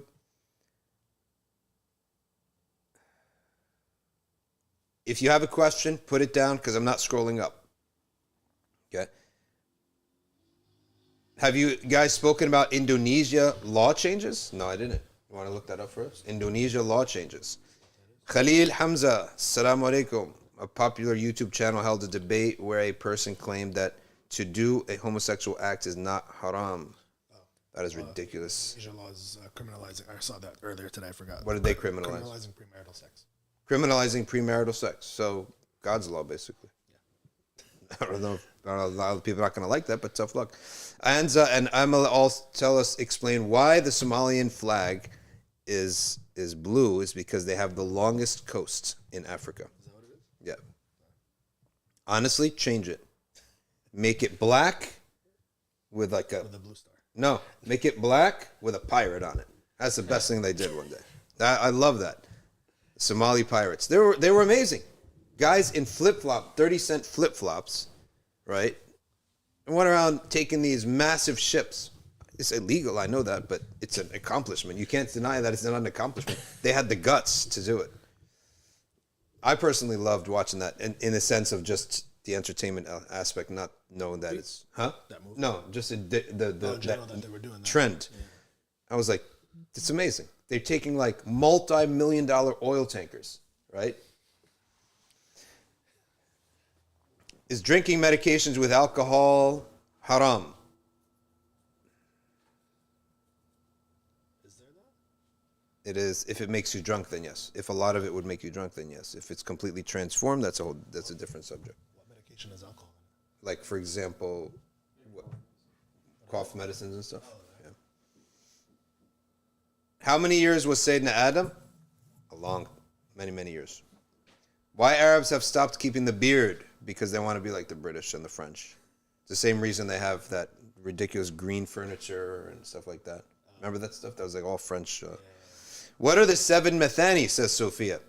وَلَقَدْ آتَيْنَاكَ سَبْعًا مِنَ الْمَثَانِ وَالْقُرْآنَ الْعَظِيمِ Surah Al-Fatiha. Surah Al-Fatiha. 7 mathani is Surah Al-Fatiha. Yeah. Are you supposed to break, says Moab, Fard Salah when your parent calls you out? No. And Nafila, you shorten it quickly. Okay. But here's my question about banning premarital sex. Well, the government only runs the public sphere of life. Right. So, in what way would they? I guess you can't openly have You can't openly have like a relationship with the understanding that you're. Well, maybe it would be children. I don't know, like children between non-married people are illegitimate or something. Yeah. Yeah.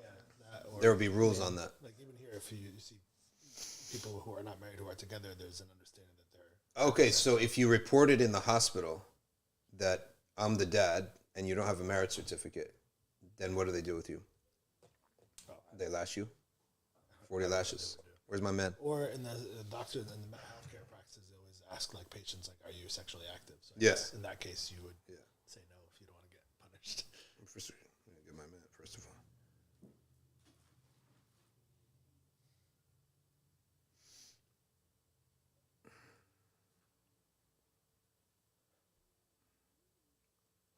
My man, hold on. Where's my man? What are you looking for? Hmm? What are you looking for? I'm looking for my man. I'll give you 60 lashes if you don't get off that bed. Love this guy. Somebody saying, why are we only known for pirates? I don't know. Ask yourself that, right? Get known for something else. It's either piracy or famine. I'm sorry to say, but that's the truth. I'm telling you as someone who doesn't follow Somalian news, right? So if you want to have it global, if you want to know what your global reputation is, ask people who don't follow, right? Like me.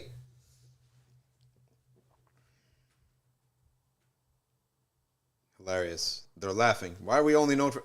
It's a great reputation. What is Safina Sadi? We're pirates, man. Gangsters and rebels. That's, in my mind at least. Enzi, I think I saw articles saying that people's parents would be the ones who would have to report them. Yeah. What behaviors fall under fahisha? Al-fahisha is all the sexual prohibitions related.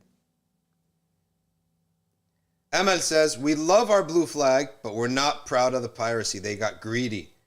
Yes, maybe on your side of things, it was viewed as like bad for the nation, but on our side of things, it was cool as heck, right?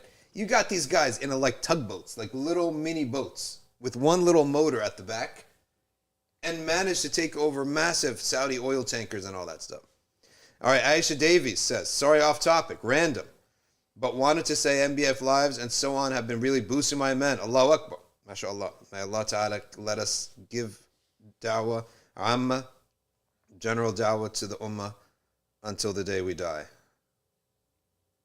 That's what we're here for. Lily says, hypothetical conversation. A sister was told that she choose her career over her faith by choosing to study medicine and become a doctor because she sees men too. You have to look in every profession of being a doctor on how to do it without khalwa and unnecessary touching of doctors. But did she choose something over her faith? We cannot say that because there are many shuyukh of all persuasions who have daughters who are doctors, wives that are doctors. How do they do it? They are doing it. Sheikh Hatem al-Hajj, he has family members, females who are doctors. Is he going to allow her to do something haram? Right? So, no, I don't. That's too far off to say that.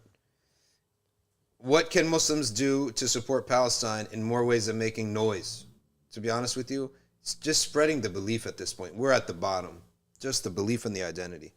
There's literally the doors of action have been closed for us that I see.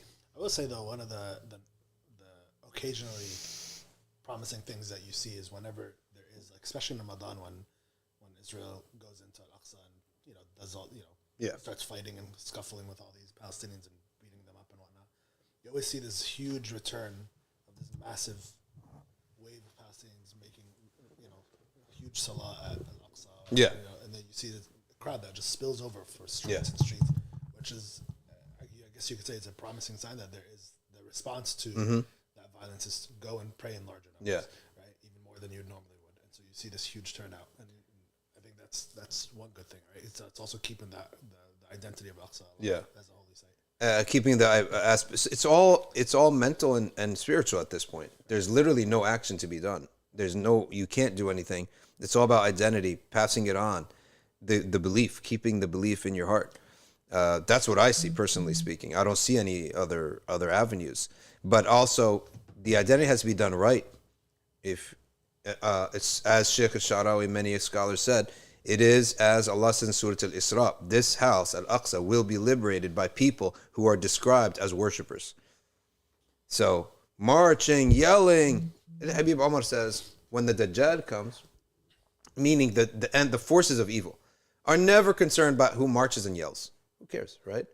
They're not caring about how loud you are even about Islam. They care about who is avoiding the haram, who is serving, who is working, who is doing ibadah. That's the one that they worry about, because that's the one who has his top of his, like a glacier, right? The bottom below the water is deep. It's deep. And the top is only a little bit that you see, versus the one whose top is high but does not care for this subject of ibadah, right? And publicly and openly we submit to Allah and we worship Him.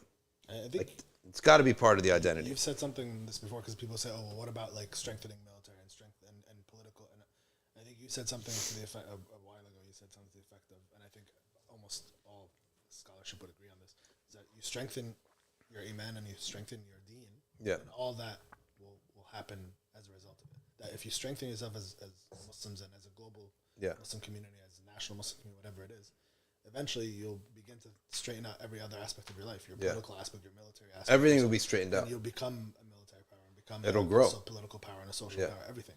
This is all as a result of it, right? So iman has to be the driving factor. It has to be. That It has to be that driving factor. It has to be submission to Allah, and we're doing this for the sake of Allah. Saudi has so much money. Emirates have so much money. But where's their attention? What are their beliefs? And they have militaries too. It means They got militaries. They get trained here. Why do you think the Americans are training them? Because they know where their heart is. It's not against them. It's not against Israel. It's not for anything except to protect their own wealth. Samu says, can what's written down in al-Lawh al-Mahfuz be altered due to dua? Yes, it can be. There's two alwah. There's two places where destiny is written. There's al-Kitab and there's al-Lawh al-Mahfuz. And Allah has only allowed people to see al-Lawh al-Mahfuz, and He's allowed dua only to change it out of rahmah and to show His rahmah to the people and to encourage us to be active, not passive. Don't be someone who's just passive, right? You have to be active.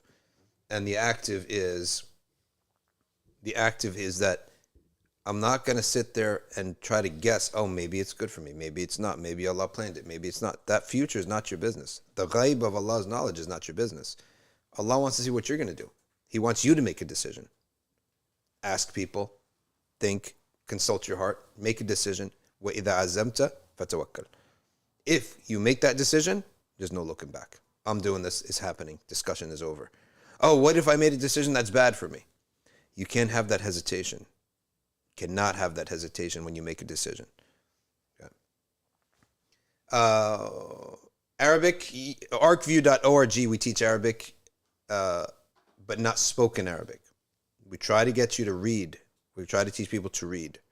So go to arcview.org, and that website will soon be complete. And ArcView is going to be experiencing a massive expansion very soon. It's been a couple months in the making. Okay. This question says, is it true that there's now more Muslims in Spain than there were in 1400? I don't think so. No, I don't think so. I don't think that's true. Let's go to this question. How do you differentiate between major and minor sins? There's no set way. Some scholars said what is prohibited in the Quran is major. What is prohibited in the Sunnah is minor. Some people said that. Some said what is prohibited either in Quran or Sunnah specifically is major. And if it's in general, it's minor. Like, what's a minor prohibition? Being rude.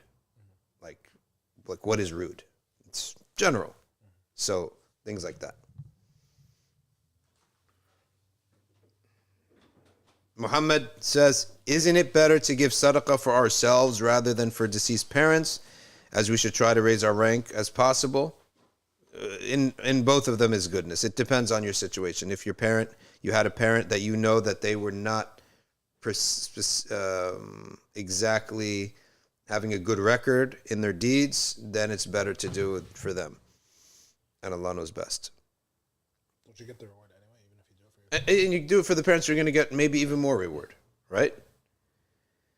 Muhammad Masood, long time starred member here, is still in concussion protocol.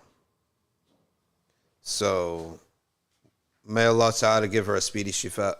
You should do salat tabiyyah 300 times a day. Allahumma salli ala Sayyidina Muhammad. Allahumma salli wa sallim ala Sayyidina Muhammadin tibb القلوب ودوائها وعافية الأبدان وشفائها ونور الأبصار وضيائها وعلى آله وصحبه وعلى آله وصحبه وسلم. اللهم صل على سيدنا محمد طب القلوب ودوائها وعافية الأبدان وشفائها ونور الأبصار وضيائها وعلى آله وصحبه وسلم. Maryam says, can you invite Sheikh Ahmed Arshad, Khalifa of Dhul Fiqar Ahmed Naqshbandi, resides in New Jersey. Yes, I met him once. Right, did you go? Yeah, Ahmed Ali took me one time. Yeah, I really found him to be such a sweet and deep scholar. Where is he in New Jersey? We're a bit boisterous, but he's in Edison. And he made a part of his house into a little zawiya where he teaches people.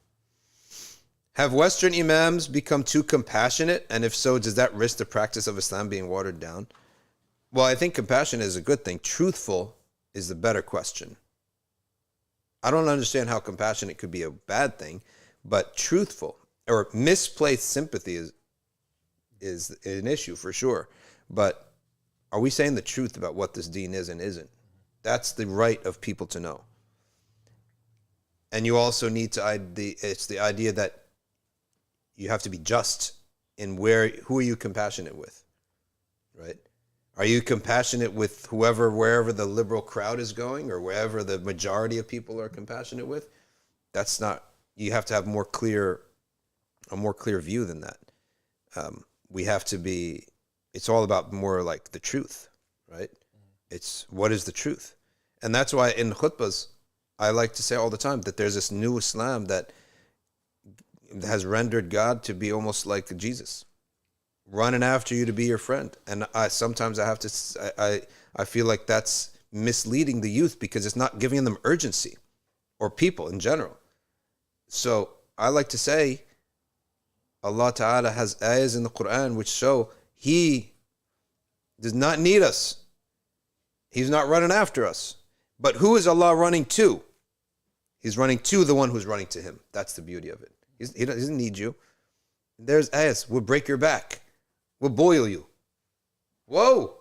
This is serious. He's not playing games here. Sanuslihi saqar. We'll fry you. Right? So He doesn't need us. And the torture of us and our pain, it does not move the Creator if you deserved it. Right? If that's what you want to go against Him, all right, you'll be just dropped like a piece of chicken in the deep fryer, right? You'll get deep fried. That's like scary. That's stuff that will make you move. If you have iman, you will move. Now, there's the other part of it. If you come to me walking, I come to you running. That really just melts your heart. If you come to me one hand span, I come to you an arm span. That's what you want to spend most of your time on. Those hadiths. Who is Allah Ta'ala going to turn away from and punish like this? The one who wants to turn away from Him. So you just have to ask yourself, whose side are you on? That's the end. At the end of the day, everything's binary. Whose side are you? Which side are you taking? You taking Allah's side on things, or are you taking Iblis? Because that's the war here. So it's not the war that Iblis is waging war on Allah. It's Iblis is waging war on the message that Allah has brought. You can't wage war on Allah subhanahu wa ta'ala. That's just a futility. So we have to also talk about that stuff. But it's not for the mu'min, salih, muttaqi, ta'ib, someone's penitent, trying to be righteous, trying to believe in Allah. In his heart, he loves the truth, right? Those ayahs are not for that person. Those ayahs are for the people turning their back. Amina says, her name is Amina Ralsdorf. I embraced Islam in Norway, mashallah. Alhamdulillah, we don't believe in inheritance of sins. Maybe it's a moral responsibility to make as you can wrong right. And I was deeply disturbed about what happened. I think I missed something here in the discussion. Isabel Saqat says, how do you deal with fellow Muslims that have doubts that you might not have the knowledge about to answer? Learn what they're doubting and you go study them. Study them so deeply that it just becomes part of your second nature and the answer will come out of you. Okay. Apparently there are now 2 million Muslims in Spain. Wow. In 1492, there were 500,000. Okay, if you're only limiting it to 1492, yes, there was only Granada. Yes. I think meaning as a percentage, there were probably more Muslims, right? Yeah. No, but he's saying 1492 when they were all jammed into Granada. Yeah, that's fine. Yeah. That's for sure. But when there were Muslims in like 1,000 years before that, probably not. Yeah. So, mashallah, this sister became Muslim in Norway. Okay. The best thing for the Scandinavian countries is when they're, because they have a lot of history against Islam, but when their people themselves enter Islam, they're going to be confused. So the best thing for the issue of France, for example, and all their hatred of Islam, when regular French people become Muslim. When Jacques is wearing a kufi, right? John Rowe, I know many Palestinians, and they said that please visit Al-Aqsa. Yes, I'm all about that. All about that. Abdullah, would you believe that if Allah gives an opening, no one can take it away? That's totally true. And he could put someone through university loan free. It is possible. You can find a way. So one thing we can do is visit Jerusalem through Jordan, says John Rowe. Yes. Chief Latif, I think he might be trying to get our attention. A friend wants to know how to deal with going to a wedding where there is music. You just pop in, say Assalamu alaikum, and then pop out. Go pop in, say salam to your grandma, pop out. Feed all the people who are going to be upset if you don't go. Reed and Nassan says, what is your opinion on secular success coaches? They can work, by teaching you how to prioritize goals, techniques of staying focused. I don't mind any of that stuff. I do think they have value with that.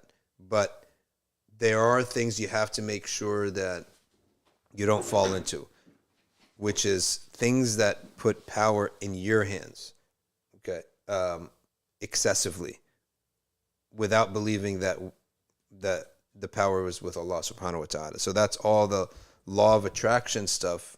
The main flaw, what is correct about it, is the ability to harness your attention on one thing. That's going to help you achieve it. And the ability to convince yourself that you believe in something, that's also fine. But the ability that you are the force that is attracting this, we say, well, we have to put a caveat there. We are not anything. And therefore, what we have in the truth that's been transmitted throughout the generations of our religion is stronger, because it actually, you're weak and Allah is powerful. So if I rely on the power of Allah with ibadah and dua and ta'ah, far more can be achieved with less stress from us.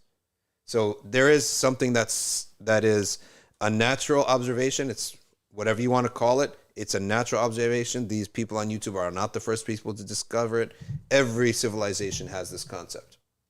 In every single civilization, you can find people who said, I set my heart on a goal.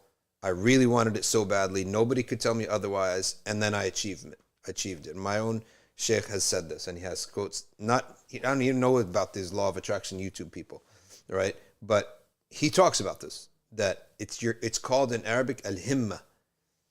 And he says about it, al-himmatu allati tahsulu fi batin al-insan تحصل لها انفعالات تكون في باطن الإنسان تحصل لها انفعالات في شؤون الكون من حواليه. He says that the himma that happens inside you, your desire, your want for something that happens inside you, it affects the world around you, right?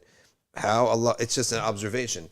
And he cites Umar ibn Abd al-Aziz and many other people that they put their mind to something and they stick with it, right? And they never take no for an answer, and it happens for them. So, but he said, what happens? Allah answers you when you have that commitment.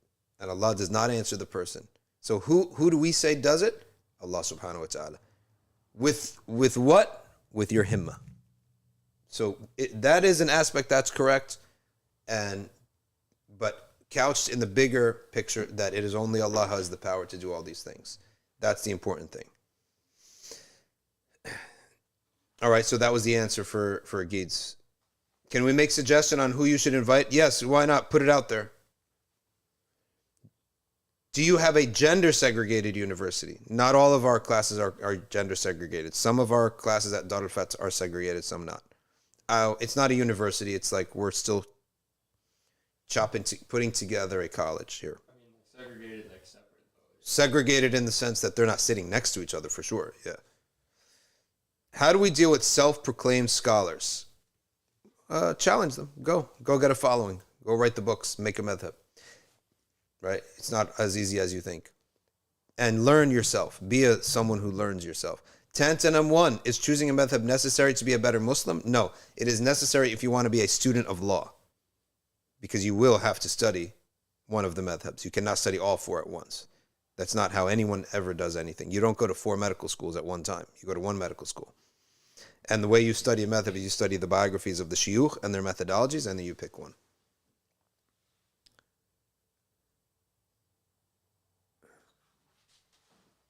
My dad is in a coma, says Jennifer, in the ICU, COVID pneumonia.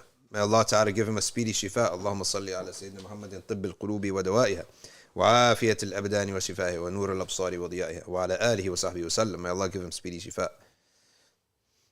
AW, is true that Sufyan al-Thawri struggled against his intention for 20 years. It's true that it's a saying, I don't know about which scholar it's attributed to, but one scholar said, I struggled against myself for 30 years and then I found success.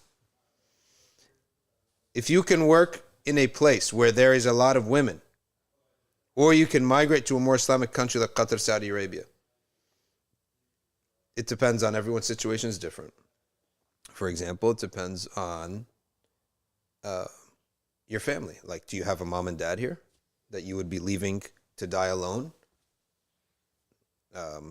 Can your family, your immediate family, bear the burden? Can you even get residency in those countries?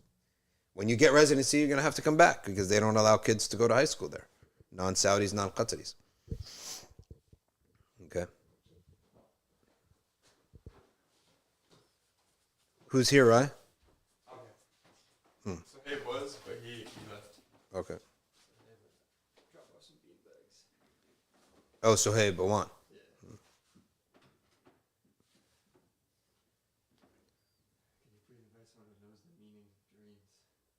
Dream interpreters. Someone mentioned, JR says someone mentioned politics the other day and you recommended Sheikh Asrar. He said in a Facebook that he thinks he would make compulsory to read the following books by Sheikh Abdul Qadir as-Sufi. Okay, we'll see. The Khilafah, the return of the Khilafah. As-Sultaniyya. All right. Technique of the coup de bank. A letter to an African Muslim. Different books, he's saying. Okay, interesting. Hamza Hussein, would it be considered haram to go to Israel if you're visiting the Aqsa? I can't say it's haram to visit Al-Aqsa. Some of the Arabs had a boycott, but I don't think that boycott's any good because what you produce is a generation with no connection to Aqsa. I think it was a mistake. And what did it achieve? Nothing. What's the best and comprehensive detailed tafsir in English? Nothing that I know of that is the full tafsir. There is Ma'arif al-Quran, is good, by Taqi Osmani's father. And then there's Qurtubi only has Surah Al-Baqarah, this tafsir in English. When cycling, says Z, what is the position on wearing lycra, skin tight, covered to the knees? We don't consider lycra, skin tight to be coverage in the Sharia. So put something else over it so you're not skin tight. Invite Alex. I would invite Alex, but he works in the day. What is the sunnah of cutting the nails? Every Friday morning, you cut your nails and you start with your right index shahada finger and then you cut the rest. That's the sunnah every Friday morning, cut your nails. Should we as Muslims, says Abdullah, be involved with these right-wing and left-wing politics? For example, support BLM or support Jordan Peterson? No, I don't think we should be involved in either one of them. They're both based on secular ideas anyway, so it just so happens we support some of their issues over others. That's it. Medni 786, if a person has doubts after lots of kaba'ir, he prays regularly, not openly becomes kafir, does he have to take the shahada? No, sins will never cause you to have to take shahada. But constant tawbah, constant purifying your sins, constant doing ibadah to wash away the effects of the sins. Okay. Oh, JR, correction. They have 7 volumes of Qurtubi tafsir now. I didn't know that. Jalalain, yes. So thank you for that, JR, that they have the whole tafsir, or the 7 volumes now. Some guy says, you don't need to wear anything skin tight. I wear shorts above my biking pants. Good. John Rowe, would you think of scholarship? What do you think of Khalid Abul Fadl? He's a reformer. He's got his own ideas. In fact, with all my respect to him, as a person, I think some of the ideas are a bit wacky. Okay. He's not somebody who's ever raised generations of them in the masjid. So he's free to have all these ideas and not actually see their implementation in a mosque, right? That this is not going to work. But, I mean, I respect him as a person, but some of his ideas are just... He's purely an academic, right? He's purely an academic, and he's a reformer, too.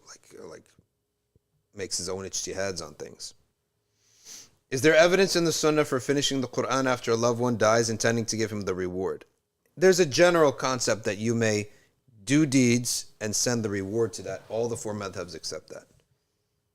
You intend that the reward of this deed is sent to him. Can you make dua for all the students who are taking finals? Chief Latif taking finals in systems management and other subjects that who knows what they're actually studying. But may Allah give you all tawfiq. But he is listening to the Nothing But Facts live stream rather than studying, right? And we know he would rather be here. We know that as a fact. Is Kanye West the least evil presidential candidate? Probably the most majnoon. Has he officially lost it?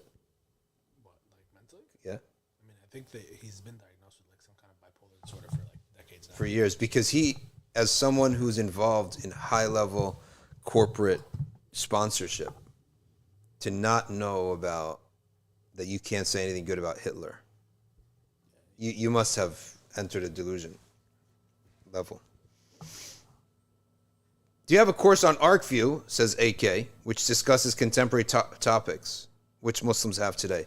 No, the contemporary topics we usually study, we talk about them here. And the classical subjects matter. The building of a student is there on ArcView. That's usually how we divide it up. Moab, is it better to give sadaqah for yourself? Oh, we answered this question. We answered that. But when you give sadaqah and you hope pray for the reward to go to your parents, that is sadaqah itself, too. So, what is the correct adab of praising the teacher and the shaykh to themselves? I think we make dua for them is the best thing. And they like to hear how much, I think any scholar would love, any person would love to have heard that their work and their effort rubbed off in a good way. And I've seen one person turn to Allah and say, oh Allah, if this is true, then I use that as a wasila to you, for you to answer my prayers, which is nice.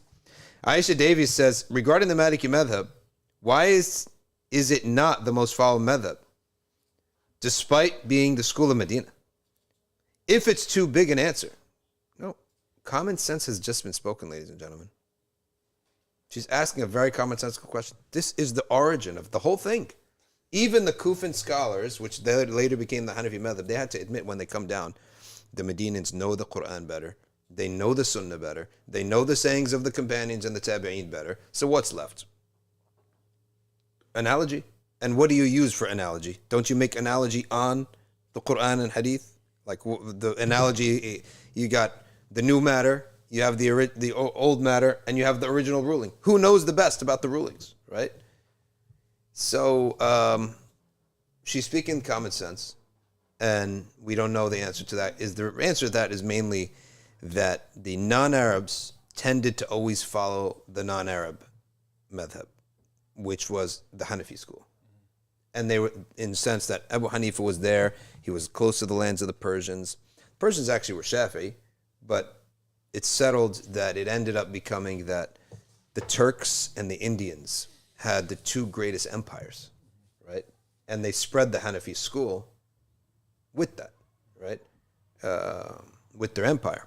So that's why, and the Arab West is where the Maliki madhab settled and was not diluted by anything else. And the Arab West really never went east. They never conquered eastbound. But we're here really pushing hard to spread this madhab because it's like absolute pure water. Because you're going straight to the source. What do I have to do with Kufa? Do you see why I'm conflicted? Yeah, you're conflicted. Still trying to figure it out. I guess you got to go Maliki then. I know. But your kids is the question. Yeah, Make the deal that, all right, you stay Hanafi, I'll be Maliki, kids have to be Maliki. How's that? Or boys Maliki and girls Hanafi. That's a fair deal. That is a fair deal. It'll work now because it'll be 1-1. Huh? It'll work Yeah. now because it'll be 1-1. That's a fair deal. But first, put it down that, no, this is it. Me and the kids. Now wait a couple days. If that gets vomited out and doesn't settle well, then you go for the split, right? I'll take the boys, you take the girls. That's a total fair deal. But I'm serious that this madhab, it's not just a madhab of fiqh, it's a aqidah of tanzih. An obsession with tanzih. Obsession. And an obsession, it's a tasawwuf, an obsession with the Messenger sallallahu alaihi wasallam. Absolute obsession, right? With his sunnah, with the Prophet sallallahu alaihi wasallam, salat upon him, respecting him. Shifa of Qadi Iyad. Where did it come from? From the Maliki lands. And they all read it now. Aesthetically says, I keep associating a close family member with a sin that I know they committed, and it deeply disturbs me that that's how I think of them every other day I see them. How can I deal with this? You say the dua, غَفَرَ اللَّهُ لَنَا وَلَهُ. May Allah forgive us and him. And you always just remember that every one of us is on the same boat of committing some sins, just at different levels. And how would you like the Prophet to view you? You would like the Prophet to view your good side and not your bad side. If that's what you want, do that for others. You would want to hisab with Allah subhanahu wa ta'ala, that Allah view you based on your good deeds and not your bad deeds. So if you want that for yourself, do that for others. Force yourself. Brainwash. You got to learn how to brainwash yourself. You know how to brainwash yourself? You should never negate something. Only affirm, right? And only affirm the displaced. So if I say, for example, I don't want to think bad of so-and-so. You just keep telling yourself he's good, instead of don't think bad, right? So negating in your mind, all you're actually doing. Wow, I'm watching Ryan do his homework on the screen. He just double spaced that thing like never before. Ryan's got his final homework assignment. I'm watching it. Him doing his homework on the screen. I've been watching it this whole time too. His final homework, which is some paper. And he has like 3 paragraphs. He just font and double spaced that thing to become 4 pages, right? That is a complete... Ladies and gentlemen, Ryan is on his last paper in his college career. Then he's all ilm after that. But anyway, back to what we were saying. Don't go for the negative. Don't negate, okay? And then it's just a matter of putting it down in a simple phrase and then repeating it until you start feeling the effect of it inside your heart. Can truth exist outside the 4 madhabs? For example, any of the positions of Ibn Taymiyyah on 3 divorces adopted by the councils of Egypt or Jordan. We don't. The thing is that the 3 divorce issue is ijma' sahaba, right? And the nature of a fatwa is that it may be true and it may be incorrect. And so the reason that we go, it's not about what is true and what's not, it's about what are we permitted to follow. We're not, what are we permitted to follow? We're commanded to follow that which has most certainty. Okay? That which has upon it the most certainty. Because we're all human beings, even the Sahaba, and they're making an ijtihad. They're using their intellect to determine what does Allah want from us. So when it comes to these speculative, dhanni matters, the question is not like what's going to be true. The question is going to be, what are we allowed to follow? What should we follow over the other? And the answer to that is that we should follow that which has the more reliable of the 2 scholars.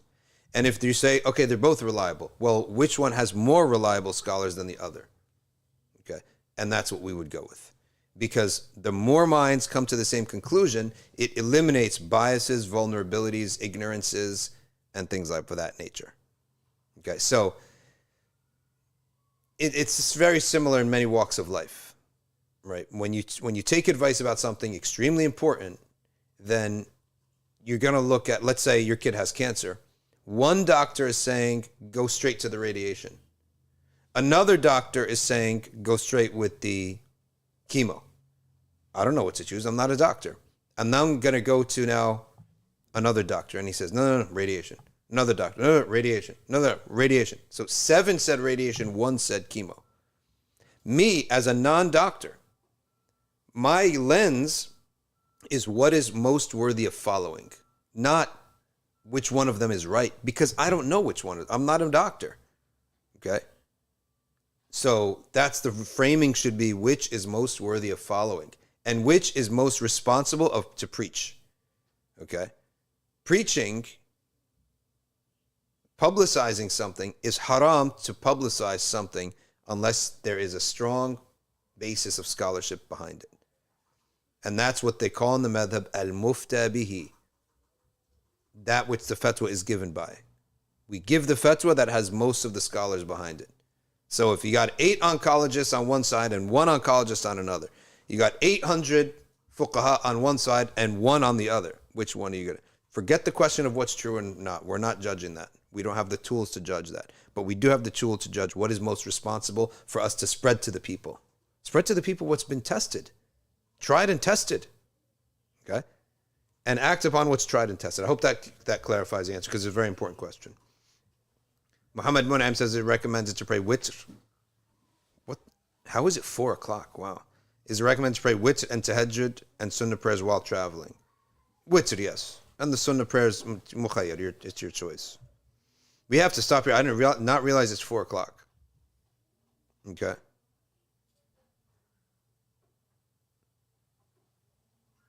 A Lodi, she talks about studying philosophy at uni, and I would say taking some of these religion classes, Islam, at university is like probably even haram. I took Islamic philosophy. Yeah. When I got to Rutgers, it was nonsense. Yeah, you're not allowed to sit and take Islam from somebody who's a kafir or a murtad or whatever. Who taught your class, right? He was an Egyptian guy. I don't know what his state was, but like, you know, he would wear like a polo with the buttons halfway down. It was just so nonsense. The Ash'arites and the Mutazilites and all this stuff. No, it wasn't it. I only take deen now from somebody that is you want to be like that person. Yeah. That makes sense. All right, there's so much stuff here. I wish I could continue, but that was a good question about AK can truth exist outside the 4 schools, and I hope I answered that. Why did the Prophet tell elderly Ansar to dye their white beards? That to make them look younger for war, right? When they go to war, when you see a bunch of white beards, you're like, oh, these guys are old. We can defeat them. So they dyed their hair for that reason and that reason only. I'm confused about people referring to Mawla Ali. Could you explain his status a little? Why some gatherings sing his praises? Mawla Ali? Never heard of him. Sayyidina Ali bin Abi Talib? No, Sayyidina Ali bin Abi Talib is one of the greatest Sahaba. Fountain of the Ahl al-Bayt. Okay. AK says, despite being Hanafi, we need more Maliki muftis in the West. Second that. Mustafa Zia, you should do a series on the Awliya from Afghanistan. 100%. Okay.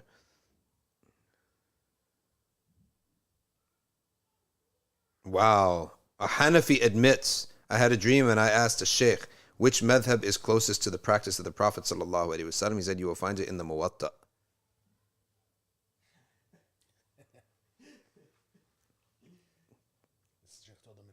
Yeah. Beautiful. Wearing the tasbih around your neck, if it feels you bring you unwanted attention, no. If it's just for accessibility, that's it. If it's to be, you know, whatever, it's just throw it on your neck if it's for use, but it's just to try to make yourself part of some group or something. That's just, I would say, not really a mature thing to do, but I mean, what they call the seedies. Yeah. But there's nothing on that, honestly. There's nothing about it to or for or against. All right. Thank you all so much. سبحانك اللهم وبحمدك نشهد أن لا إله إلا أنت نستغفرك ونتوب إليك والعصر إن الإنسان لفي خسر إلا الذين آمنوا وعملوا الصالحات وتواصوا بالحق وتواصوا بالصبر والسلام عليكم ورحمة الله وبركاته.